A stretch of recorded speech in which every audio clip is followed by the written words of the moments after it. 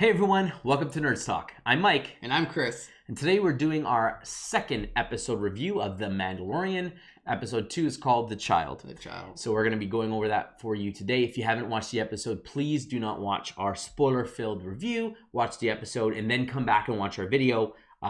We'd love to hear your thoughts on it. We're really, really excited to share that with you. So we'll give you 10 seconds to click off. While we're doing that, overall impressions of this episode. I enjoyed it. It kind of expanded the Star Wars universe a bit. You know, the little characters that you saw, you get more background on Yes. a bit and stuff like that. So I enjoyed it that way as well. Absolutely. I really, really enjoyed it. I did feel off the bat that this would have been considered a filler episode. Yeah. Because there isn't much plot development. There is some character development. You kind of get a bit more background of kind of what's going on, but it's very limited in scope. Yeah. But while that being said, I still enjoyed it very much. Like for a filler episode, you'd think like, okay, whatever, skip the episode. No, there was stuff that I was really excited, questions I wanted answered that weren't answered in this episode, and we'll get to that. So we're jumping right in with spoilers. So The Child. So we start off basically right where we ended on the last one. I like that Disney Plus did a recap. Yes. At the beginning. Not that So we you needed could it. rem- yeah. But, you know, next week it might help Yes. with the recap. But So we got to see everything, and it ended with the child, which, by the way, I'm going to refer to it going forward as Yabby. Just the name that I came up with. Yoda and Yaddle are the only female and male characters that we know of Yoda's species. They all start with the letter Y, and because it's a baby, I thought I'd add a Y at the beginning and call it Yabby instead of Yaby. Anyway, so little Yabby there, he he's grabbing Mandalorian's finger or whatever, and so this just takes off. They're walking, and he's in the bubble, whatever, that's floating. Yeah, and I'm like, is Yabby, is he controlling it? Like, how is this working? And then I think later on we find that he's got it controlled. Controlling. Yeah, with the. But it So reminded cute. me a bit of Yoda sitting in his chair, right? In his chair in episode 2, I think it was. Yeah. And he's got the similar robes, because you think, okay, Yoda's wearing those robes because he's a Jedi. Yeah. But this is clearly just the clothes of the people, because this child has the same, very, very similar, not just colors, but everything, like just the style and everything. I'm like, wow, it looks like a miniature. Well, maybe it was born into the Jedi Council and then had the robes, and then... Or is just all the species, this planet, very force sensitive, and that's... maybe that's where the Jedi stuff started, on the light side or whatever. Who knows how they were going to spin it? But so they're going to walking down on their way back to his ship, essentially, right? Yeah. And as they're going down, I'm trying to remember here. He kind of sees like a shadow. That's right. He sees shadows. He stops. There's a bunch of lizards and stuff, weird things following them. And then they just disperse. And then they disappear. And it's funny because you see like the little Yabby, they're always looking around and kind of like observing and taking in like knowledge. Like he could feel everything. Yes, and everyone understanding and like learning what's going on. And then they get attacked, get ambushed by Trandoshans, which is the alien species of Bosk, if for those who aren't familiar. And so they're coming out, they're fighting the Mandalorian. They actually cut him. He ends up actually using his gun, not for shocking, but shooting. Yes. Really cool scene. Just disintegrates. Just that is gone. An amazing so weapon. Cool. Yes, you can shock. You don't really know. You just see him shock someone. Yeah, and I thought, okay, it's just like a shock pod thing. No, it's a rifle. And you can see the shells, because then, later on you'll see he actually goes and reloads it. One shot. Each shot disintegrates someone. I'm like, wow, that thing's powerful. It was very impressive to see the exact power from that weapon. Because even during that fight, he shocks one of the three that are attacking him. Then one guy takes off running. After Yaddle, boom, disintegrated right in front of Yaddle. So that was awesome, really cool. And the whole time, like, he's just looking, the little guy's just looking at everything, watching, like, oh, they're fighting and what's going on. And I guess develop some sort of like relationship with him, because they sit down. Mandalorian protecting him, and then the Mandalorian is like trying to heal himself with some sort of technology, and then he gets out twice. He gets out of his little crib, walks up. The cutest thing.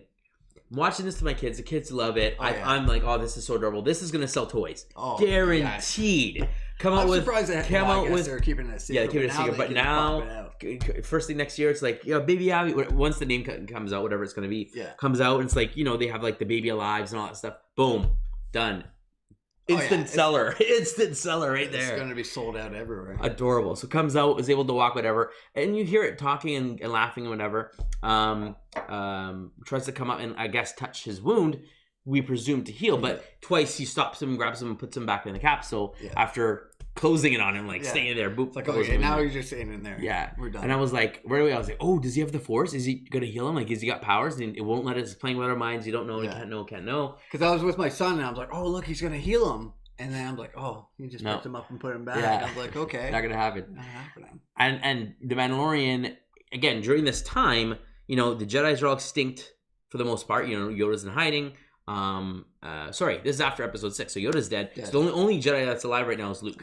Right? So, and he's gone. So, yeah, the Jedis are a mystery. And even during the storyline of episode 4, 5, and 6, the Jedis were very much a mystery. They weren't around for very long. So at this time in the galaxy, everything that you've thought and heard of the legends are literally that. They're stories and legends. You don't think it's real. Yeah. So, no one would to think, is there such thing as a Force? Is there powers? That kind of stuff. So we're, as fans, like, oh, is it going to happen?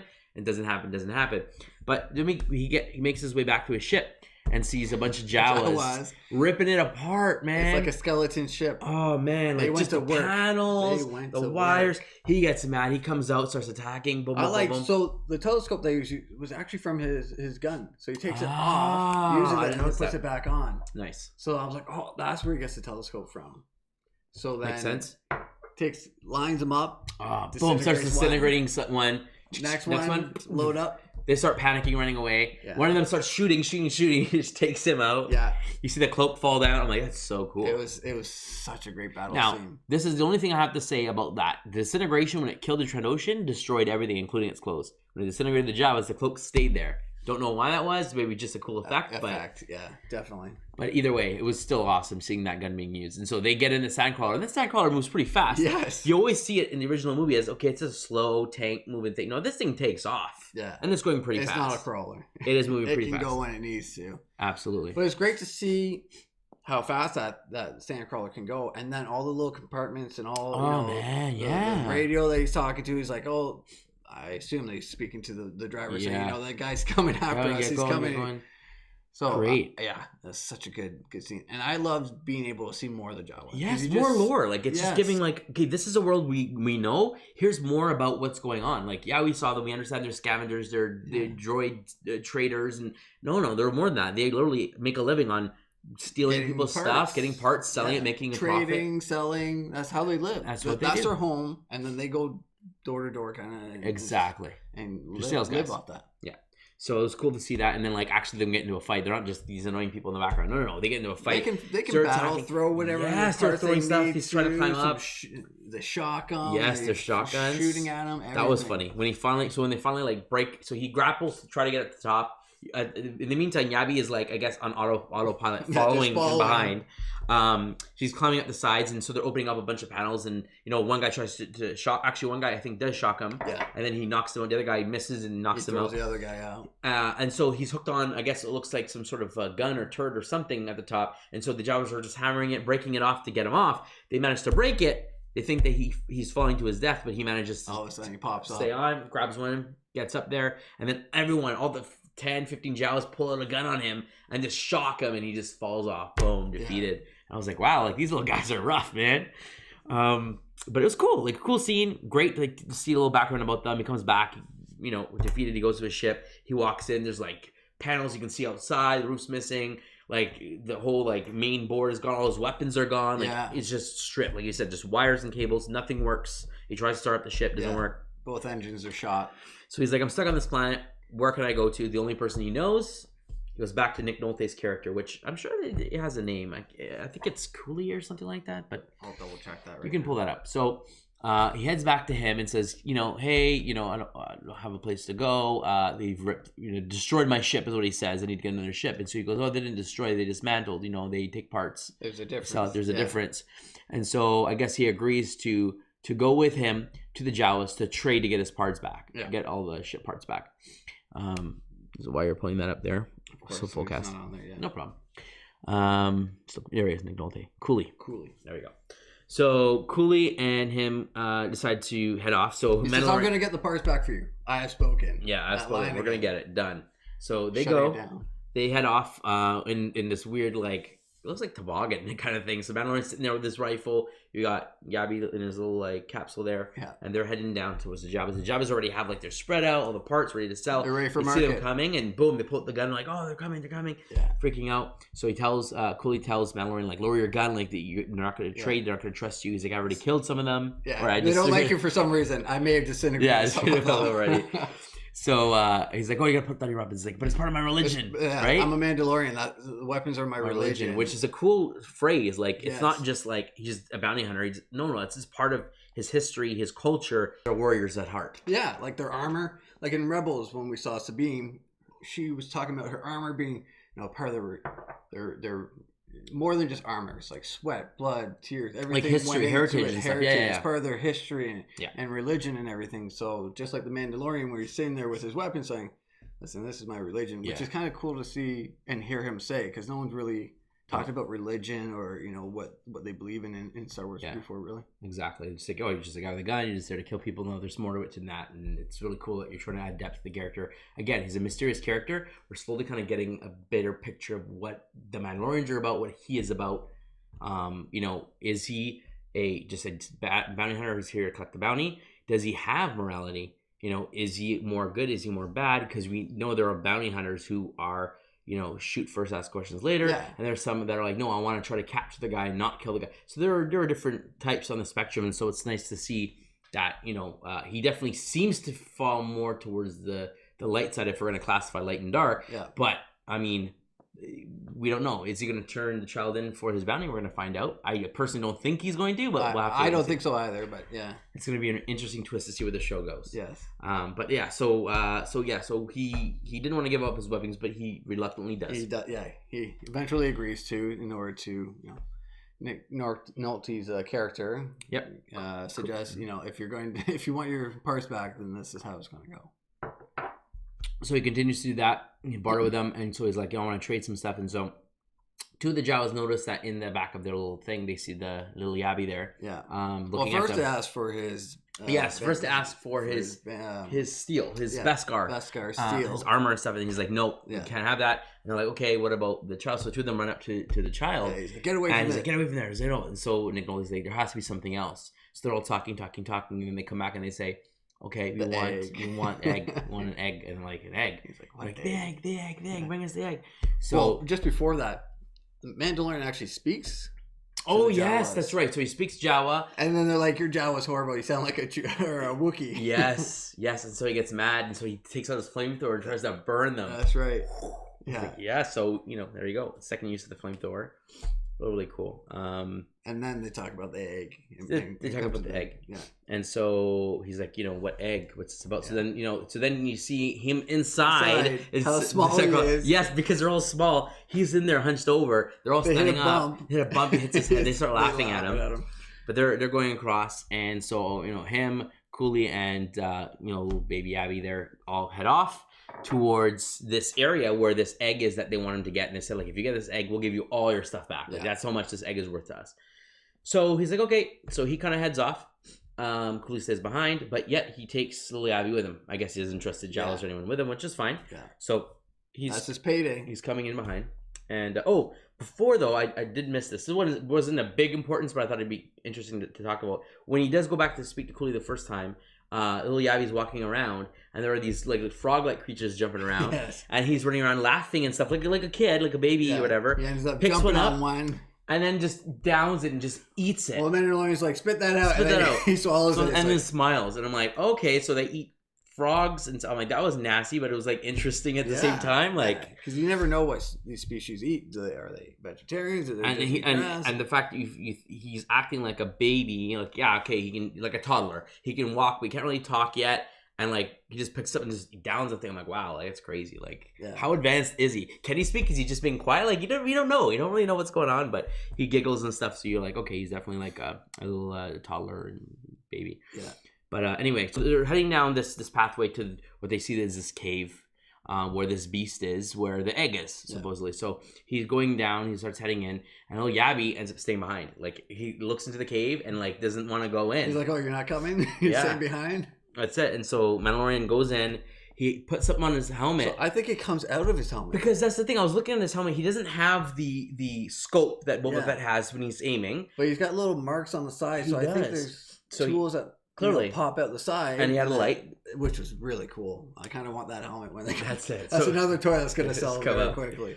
So he's using it. He's in there and he sees some bones. I'm like, okay, it's going to be some big beast. So he's going around, looking around. Looks like and then a wall with rocks. There. Yeah. And then boom, an eye opens up, a big eye. And so all you hear is pew, pew, pew, pew, and he starts shooting it. And then he goes his body goes flying out the cave.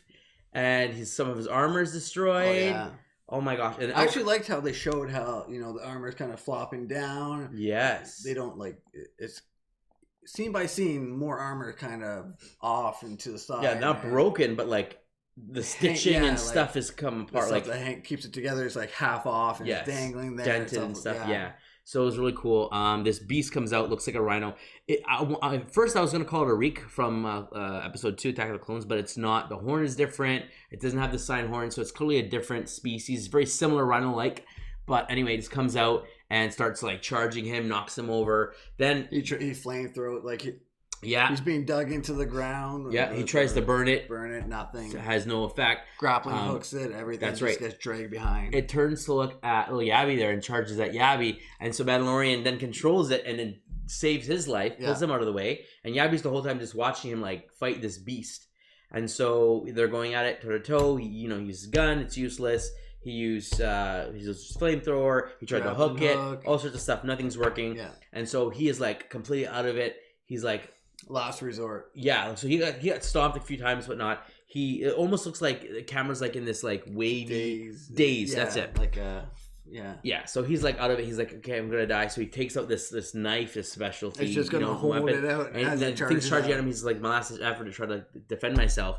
And little Yabby reaches out with his hand, uses the Force, and stops the rhino dead in his tracks, lifts it up, this little baby child. Like Yoda said, it doesn't matter how big you are. And so we know, okay, this thing has the Force, and it is strong in the Force. And it picks up the beast, and the beast is struggling in the air, and the Mandalorian is in the haze, doesn't know what's going on. He sees it there. So, and then little baby is, I guess, getting to the point where he can't hold it anymore. He looks over, too, and he's like... Yeah, he realizes that he's doing it. He's doing it. And so the baby can't do it anymore. It literally just, from exertion, drops the beast and just passes out. And you're thinking, okay, this guy's like, if he's not dead, he's like spent. He's hurt himself. Something horrible has gone wrong.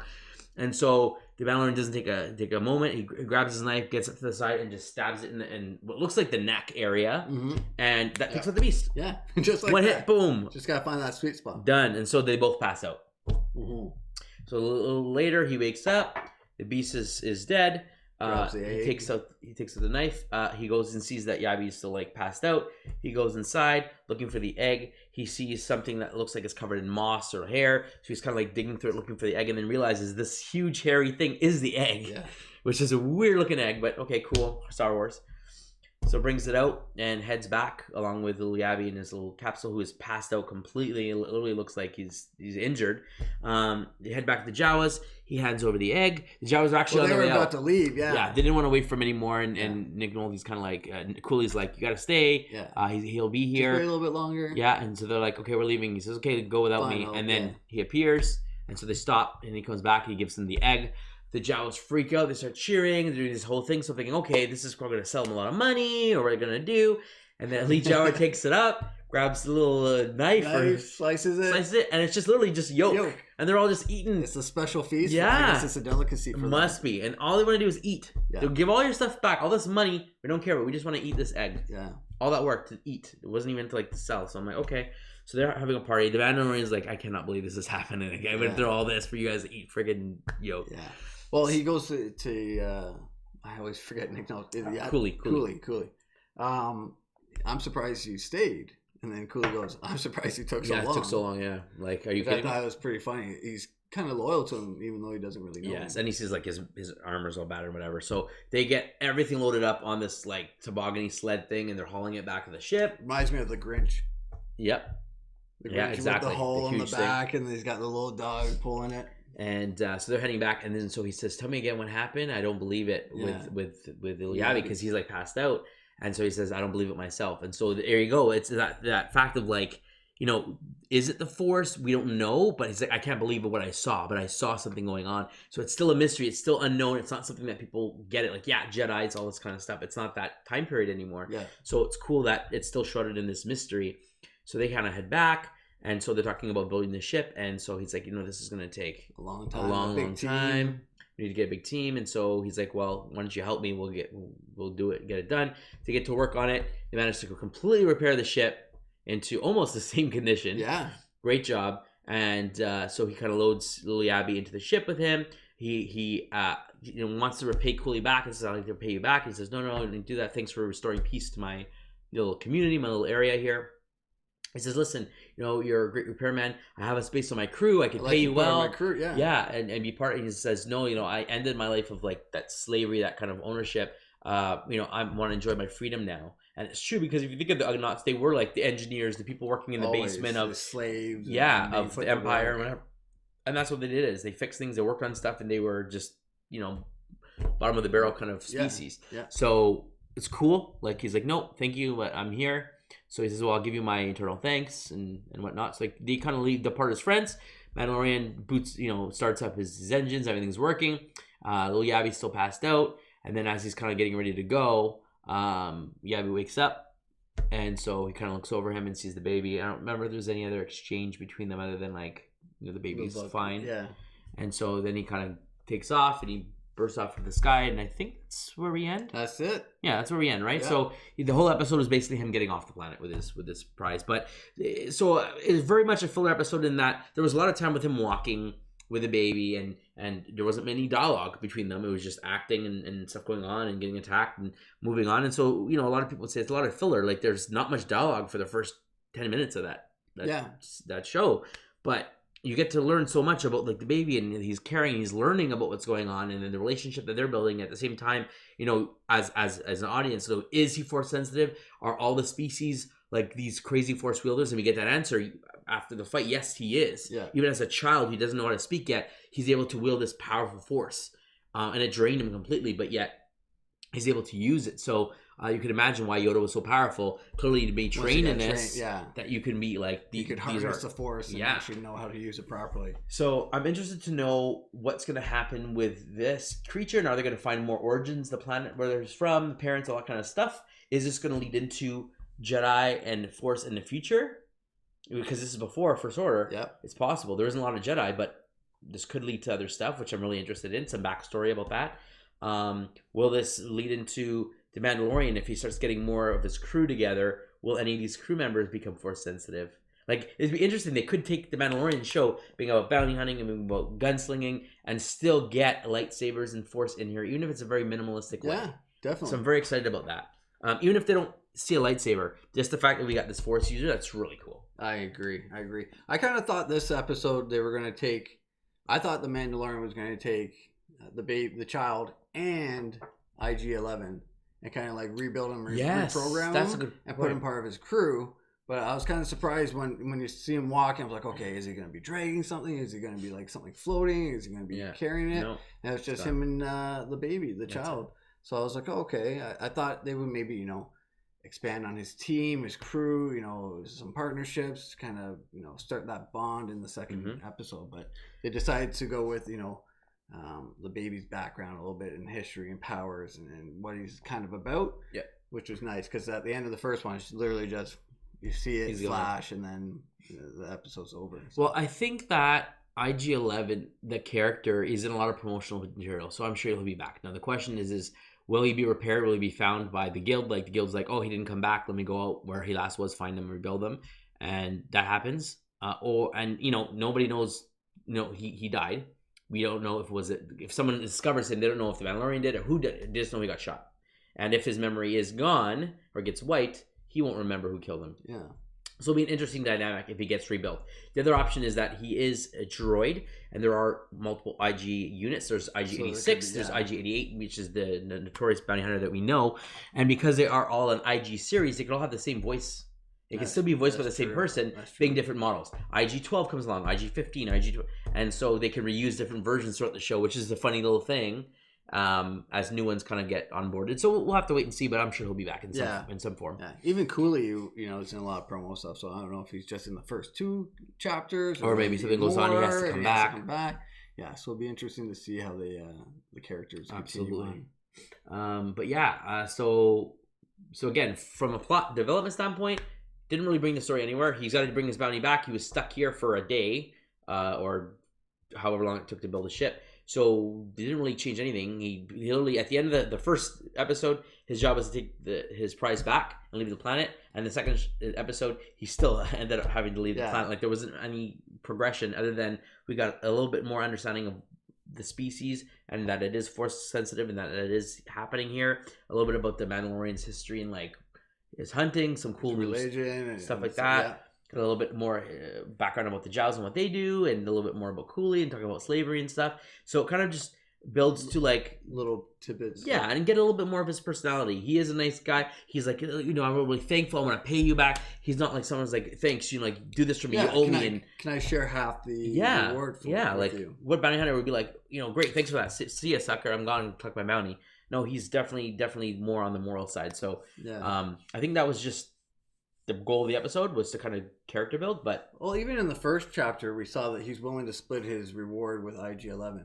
So he's very fair, professional to the point where it's just like, okay, this is the job. This is what I can do. Let's be smart about it. Make a plan. And I'm willing to share my reward. Yeah.